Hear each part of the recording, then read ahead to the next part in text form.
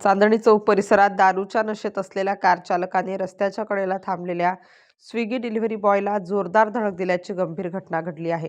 धडकेनंतर तरुण रस्त्यावर कोसळला आणि कारचे चाक थेट त्याच्या छातीवरून गेल्याने त्याच्या बरगड्या फ्रॅक्चर झाल्या असून तो गंभीर जखमी झाला आहे।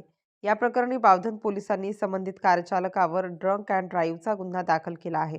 जखमी तरुणाचे नाव प्रसाद दिलीप मिसाळ, वय 26 वर्ष असून तो स्विगीमध्ये डिलिव्हरी बॉय म्हणून काम करतो। या प्रकरणी ओंकार राम हाटकर, वय 24 वर्ष यांनी तक्रार दाखल केली आहे।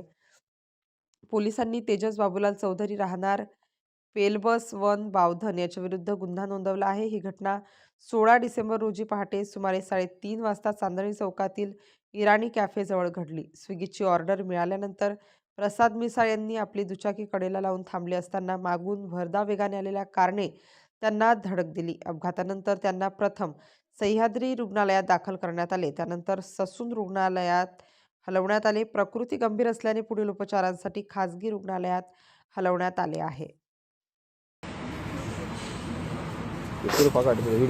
काय म्हणला? बोल बोल, काय करायचं सांग फक्त आता।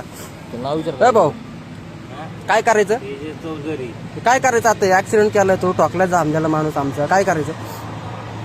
हा, चौकी माणसाला पहिलं व्यवस्थित घेऊन जायचं. हा,